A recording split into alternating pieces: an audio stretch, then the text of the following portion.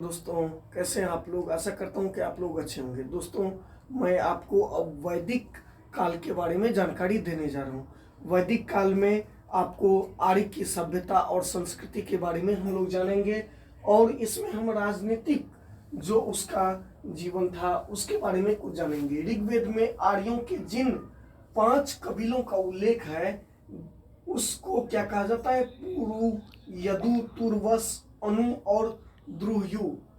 5 कबीले का जो उल्लेख उसका नाम है पुरु, यदु, तुर्वस, अनु और द्रुह। इन्हें पंचजन कहा गया है। हिमालय के लिए हिमवंत नामक पर्वत का स्पष्ट उल्लेख मिलता है। कुरुक्षेत्र के निकट के प्रदेश को ब्रह्मवर्त प्रदेश के नाम से जाना जाता है।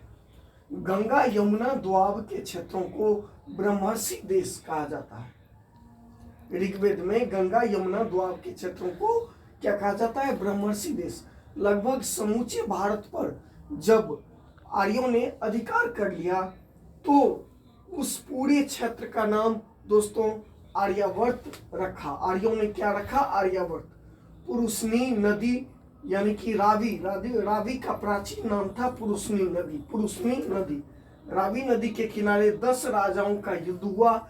इसे हम 10 राग युद्ध के नाम से भी जानते हैं, जिसमें 5 आर्य और 5 अनार्य। 5 आर्य हम जो चर्चा किए हैं पुरु, यदु, तुर्वस और अनु द्रुहु। उसके बाद 5 अनार्य में अनिल, पक्त, भलानस, विषानिन और शिव।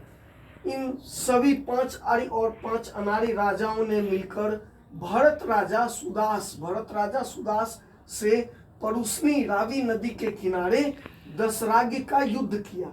इस दशराग्य युद्ध में भरत कबीले सुदास की विजय हुई। पराजित राजा पुरु और भरत के बीच बाद में क्या हुआ? मैत्री संबंध हो जाता है दोस्तों। उसके बाद एक नवीन वंश कुरु वंश की स्थापना की गई।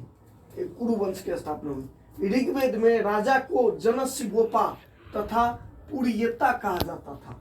ऋग्वेद में राजा को क्या कहा जाता था? जनस्य गोपा तथा पुरियता कहा जाता था। विदथ आर्यों की सर्व प्राचीन संस्था, जिसे हम जनसभा भी कहते थे, का उल्लेख ऋग्वेद में 22 बार हुआ है। सभा का उल्लेख 8 बार। इसे नरिष्ठा भी कहा जाता था।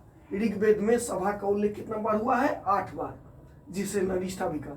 समिति का उल्लेख 9 बार हुआ है। इसे आम जन प्रतिनिधि सभा भी कहा जाता था। इसके अध्यक्ष को या पति को ईशान कहा जाता था।